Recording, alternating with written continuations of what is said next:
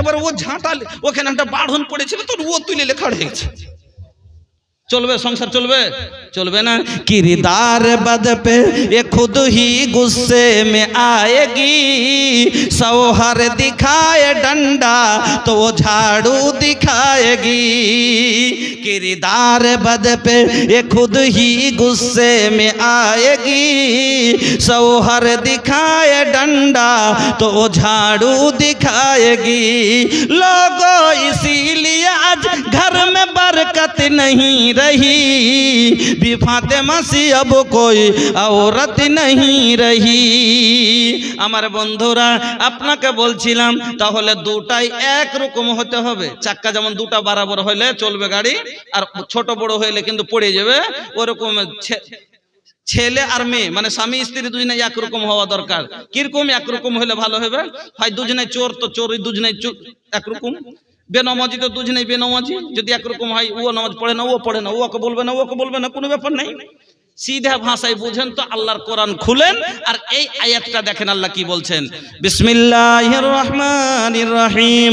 আত-তাইয়্যিব আল খাবিসাতু লিল খাবিসিনা ওয়াল খাবিসুনা লিল খাবিসাত ওয়াত তাইয়্যিবাতু লিত তাইয়্যিবিনা ওয়াত তাইয়্যিবুনা লিত তাইয়্যিবাত। চোরের লেগে চুন্নি, सीधा भाषाয় चोरेर लेगे चुन्नी, लुच्चार लेगे लुच्ची, छुचकार लेगे छुचकी, पेचड़ार लेगे पेचड़ी, बेईमानेर लेगे बेईमानी।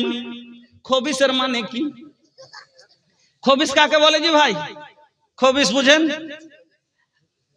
हाँ, একটা মানে আপনার স্ত্রী একটা ডিম দিয়ে এসে খাপড়াতে, মুরগিকে পারতে, আর আপনার একটা ছোট বেটা দেখেছে, দেখে ডিমটা তুললে এসে তখন কইছে মাকে ডিম, কইছে তুই এই বেটা তুই ভেঙে যাবে ভেঙে যাবে, ও থুইবে কেন লাট্টু খেলা করে এরকম করছে। আর একবার হাতের নাজুটা পড়ে গেছে, নিয়ে পট করে ভেঙে গেছে। মা কি কহে, এই খব্বিস কি করলি রে? কয় না কয় না কয় না কয় না। তো খব্বিস কথাটা কেন ব্যবহার হলো, কেন বদমাশি করলো এই কারণে। আচ্ছা পায়খানাতে যান, যখন পায়খানাতে ঢোকেন তখন কি দোয়া পড়েন? কি দোয়া পড়েন? আল্লাহুম্মা ইন্নী আউযু বিকা মিনাল খুবুসি ওয়াল খাবাইস। এখানে আপনি কি বললেন? খুবুস ওয়াল খাবাইস। খবিস এখানে শয়তানকে বলা হলো। কেন? শয়তান মানুষের সাথে বদমাশি করে, মানুষকে ধরে লিয়া তাকে পেরেশান করে, এই জন্য খবিস বলা হয়েছে। আচ্ছা মধ্যখানে আরেকটা কথা মনে পড়ে গেল। আচ্ছা পায়খানা থেকে যখন বার হন তখন কি দোয়া পড়েন? গুফরানাকা। এর মানে কি? এর মানে কি? এর মানে হলো আল্লাহ তোমার কাছে মাপ চাচ্ছি, তুমি আমাকে মাফ করে দাও, ক্ষমা চাইছি ক্ষমা করে দাও। আচ্ছা তাহলে এবার বলেন যে আপনি পায়খানাতে 10 মিনিট ঢুকে থাকলেন, 15 মিনিট ঢুকে থাকলেন, আর থাকার পরে বের হয়ে আপনি বলছেন গুফরানাকা, আল্লাহ তুমি আমাকে মাফ করো। এর মানে আপনি পায়খানাতে কিছু করেছেন? यार माने अपनी पायखानाते चुरी करेছেন বা গাইল দিয়েছেন বা কোনো গুনাহ করেছেন নাকি? কি করলেন পায়খানার ভিতরে যে আপনি বের হওয়ার পরে বলছেন গুফরানাকা, আল্লাহ তোমার কাছে ক্ষমা চাইছি, তুমি আমাকে ক্ষমা করো? বুঝতে পারছেন কথা? বুঝার কথা কি কথা লয়। আপনি পায়খানাতে ঢুকলেন, পায়খানা করলেন, পায়খানা থেকে বেরিয়ে আপনি বলছেন গুফরানাকা, আল্লাহ তুমি আমাকে মাফ করো। কিসের মাপটা চাইলেন আপনি? বুঝবেন না বন্ধু আমার। পায়খানাতে বসে যাওয়ার পরে কোন দোয়া বলা যায়? যায় না। আজান হলে উত্তর দেওয়া যায়? যায় না। আচ্ছা বলেন তো, যখন পায়খানাটা আপনাকে চাপ লেগেছিল, পেটের ভিতরটা কেমন যন্ত্রণা করছিল না? ওই সময়তে আপনার বাবা যদি আপনাকে 3 বিঘা লিখে দিতে চাহে, ওই সময়তে বলে বেটা দলিল খান লিয়াই এখনই সাইন করে দি, আমি মরছি। কইলে মরবি তো মর, জমি পাইছে না পাই, আগে পায়খানা যাব। বলে না? বলবে না কেন? এত জরুরি জিনিস। আপনার বউ যদি আপনাকে লিয়ে এসে বিরিয়ানি দেয় আর বলে 2টা খাও, বলবে না আগে আমাকে যেতে দে। এত দরকার পড়ে যায়, এত পেটের ভিতরে অশান্তি হয়, এমন মনে অশান্তি হয় বন্ধু আমার। তাহলে যখনই আপনি বাথরুমে গেলেন, পায়খানায় গেলেন, এবার বসে সব আমার কষ্ট আপনার কষ্ট আল্লাহ নিকাশি করে দিলেন, সব যন্ত্রণা মাত্র না নিচে দিয়ে বেরিয়ে গেল, শান্তি হয়ে গেলেন। আচ্ছা, তাহলে খুশি হলে আপনাকে আলহামদুলিল্লাহ বলা দরকার কিনা? কিন্তু পায়খানার ভিতরে আপনি আলহামদুলিল্লাহ কি পড়তে পেরেছিলেন? না, পারেননি। তাইলে যে আল্লাহ আপনার এত বড় কষ্ট দূর করলো, তাকে ডাকা দরকার ছিল না? তার নাম নেওয়া দরকার ছিল না? কিন্তু কেন নিতে পারলাম না? পায়খানায় বসে আছি। এই জন্য বের হওয়ার পরে আল্লাহকে বলছেন গুফরানাকা, ওগো আল্লাহ, তুমি আমার এত কষ্ট দূর করলা, তবে তোমাকে ডাকতে পারলাম না। আল্লাহ, তুমি আমাকে মাফ করে দাও। দ্বিতীয় কথা হলো, আল্লাহর রাসূল বলছেন লা ইয়াজালু লিসানাকা রাতবাম বিযিকরিল্লাহ, তোমার ঠোঁট দুটো যেন সব সময় আল্লাহর জিকিরে লড়তে থাকে, তার হয়ে থাকে, ভিজে থাকে, সব সময় ঠোঁট দুটো যাতে হিলতে থাকে, যাতে আল্লাহর জিকির থেকে কোনো সময় তোমার মুখ যেন খালি না থাকে। এবার বলুন, পায়খানায় 15 মিনিট যখন থাকি, ওই সময়তে আমরা জিকির করতে পারলাম না। আল্লাহর দেওয়া চোখে দেখি, আল্লাহর দেওয়া শ্বাস লিছি, 1 মিনিটের জন্য শ্বাস যদি বন্ধ হয়ে যায় আমি মরে যাব। কিন্তু তারপরও আপনার আল্লাহকে আমি মোটামুটি 15 মিনিটে আমি মোটামুটি 600 বার শ্বাস নিলাম, কিন্তু আল্লাহকে একবারও ডাকতে পারলাম না। এই জন্য বলে গুফরানাকা, আল্লাহ তুমি, তোমাকে এত দুখানি সময় আমি ভুলে থাকলাম, আল্লাহ তুমি আমাকে ক্ষমা করে দাও। আমার বন্ধুরা, আমার ভাইজানেরা, তাহলে আমি আপনাকে বলতেছিলাম, আল্লাহ রাব্বুল আলামিন বলেন আল খাবিসাতু লিল খাবিসিনা ওয়াল খাবিসুনা লিল খাবিসাত। একটা খবিস ছেলে একটা বদকার ছেলের জন্য বদকার মেয়ে যদি হয়, তাহলে আর জীবন চলবে। ও বদকার, ওই মেয়েটা বেপরদা হয়ে তার খালাই তো ভাইকে নিয়ে বেরিয়ে বেড়াচ্ছে, আর ওই ছেলেটা তার চাচতো বহিনকে নিয়ে সিনেমা দেখা বেড়াচ্ছে। কেউ কাউকে বলতে পারবে? ওকে যদি কহে যাই, তুই কি ছেলেকে তোর চাচতো ভাইয়ের সাথে সিনেমা দেখতে গেলি, তুই তোর কত ভালো, তুমি তো তোমার খালে তো ভাই বোনকে নিয়ে সেদিন গেছিলে, তো মুখ পাইবে না। এই জন্য দুজনাই একরকম হয়ে যায়। আল্লাহর কোরআনের আয়াতটা কত সুন্দর, একবার চিন্তা করেন। আল্লাহ বলছেন যে যদি যদি অভদ্র মেয়ে হয়, অভদ্র ছেলে হয়, সংসার চলে যাবে। কেন? এক অপরের সাথে কোনো মতলব দিক্কত নেই। ও চোর ও চুন্নি, ও বেনামাজি, সব জায়গাতে কোনো ব্যাপার নাই। কিন্তু ওই রকমই আল্লাহ বলছেন ওয়া তাইয়্যিবাতু লিত-তাইয়্যিবিনা ওয়া তাইয়্যিবুনা লিত-তাইয়্যিবাত।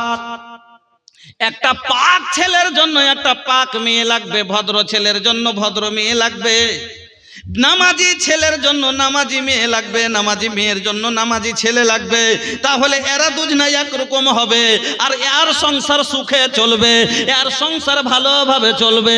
কিন্তু দুটা যদি দুরকম হয়ে যায়, তাহলে গাড়ির চাকা যেমন দুটা দুরকম হলে ওই গাড়ি ভালোভাবে চলবে না, এরও সংসার ওই রকম চলবে না। এবার আগে চলেন। তাহলে ছেলে মেয়ে দুজনাই একরকম হলে ভালো চলবে।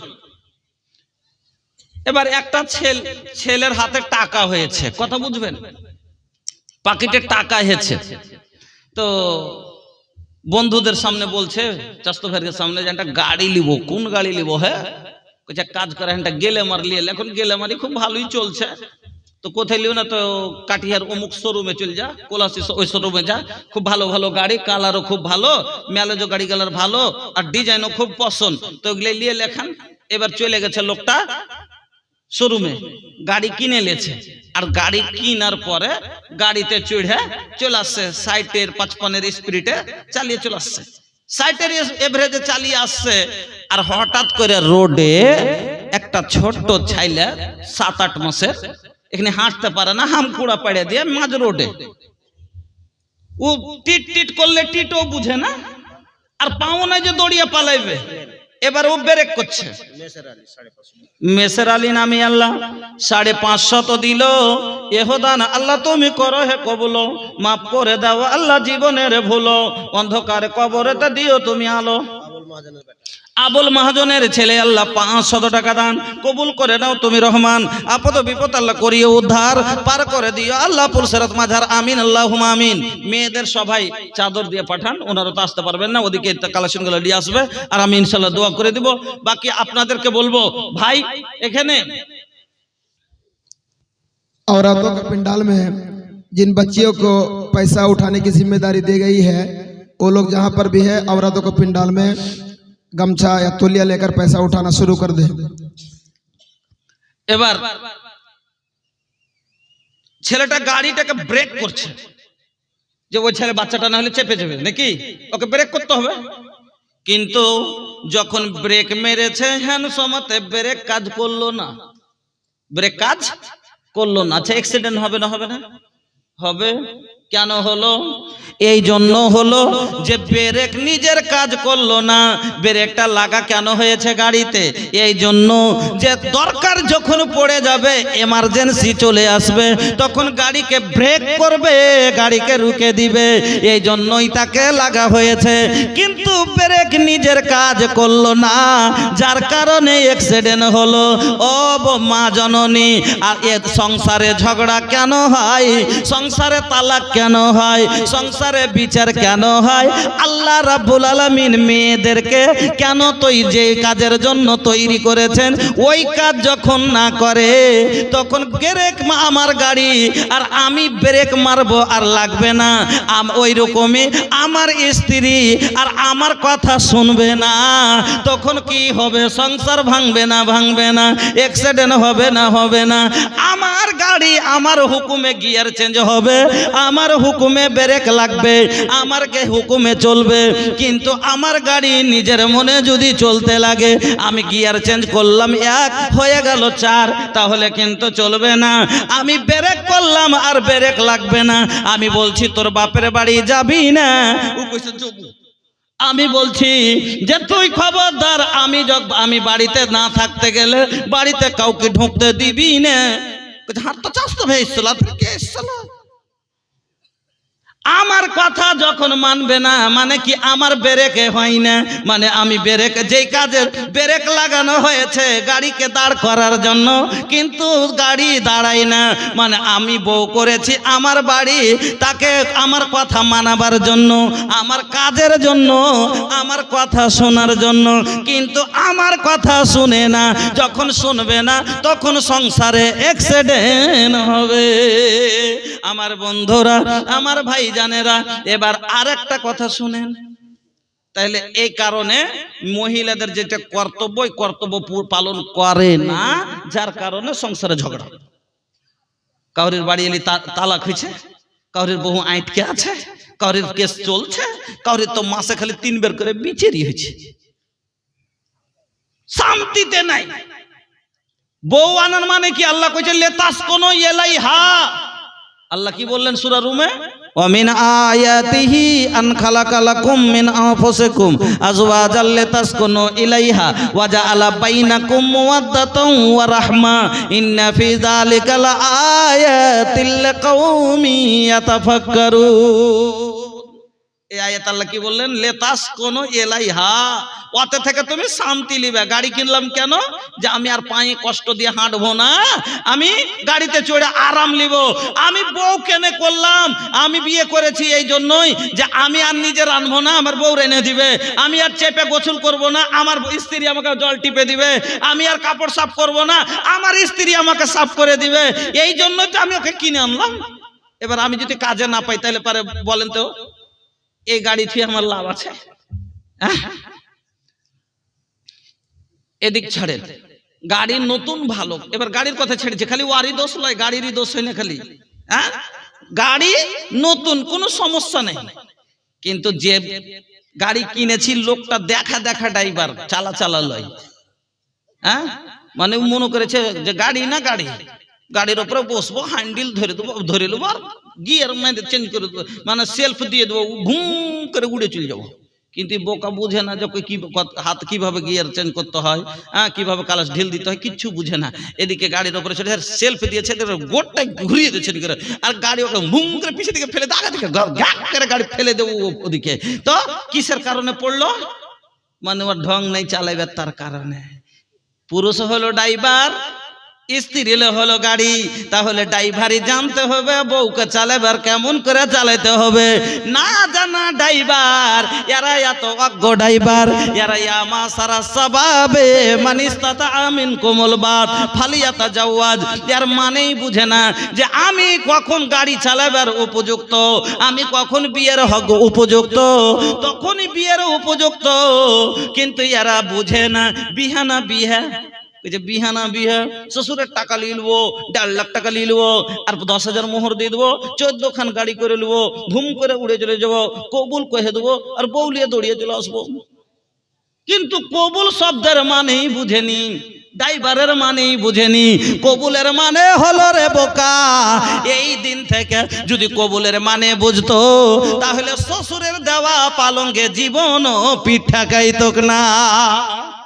কবুলের মানে যদি বুঝতো তাহলে শ্বশুরের দেওয়া ল্যাপে শুইতো না।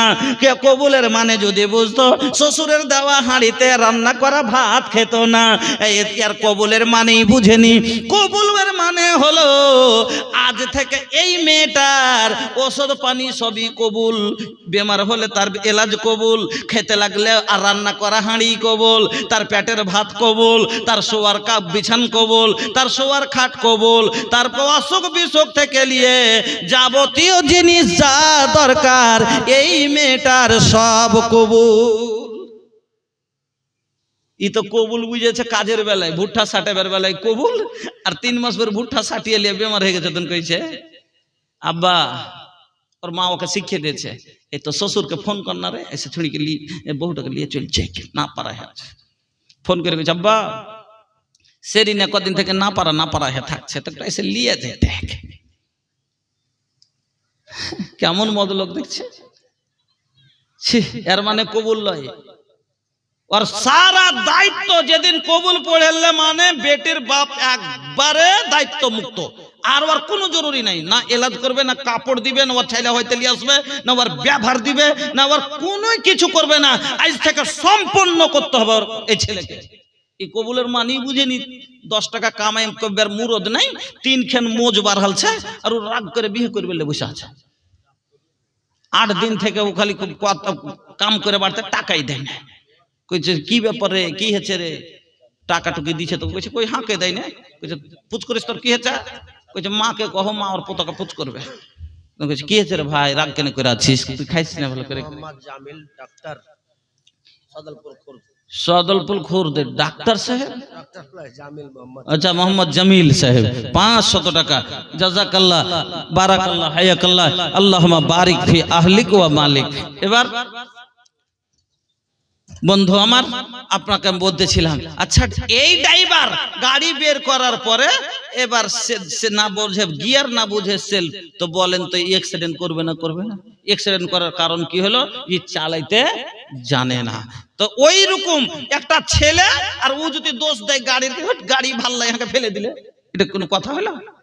তো ওই রকমই একটা ছেলে ড্রাইভার নিজে বুঝে না সংসার কিভাবে চালাতে হয়, ও দোষ দিচ্ছে বাড়িওয়ালির। বাড়িওয়ালি বুঝে না একটা পুরুষের সাথে কি কি খেদমত করতে হবে, ও বুঝে না, ও দোষ দিচ্ছে পুরুষের।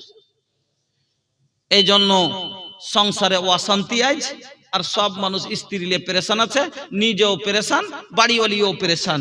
ও মার খেছে, গেল খেছে, আর আপনি আর আমি পেরেশানে পিড়ছি কিনা? তাহলে এমন কি নিয়ম আছে, এমন কি কাজ করতে হবে যাতে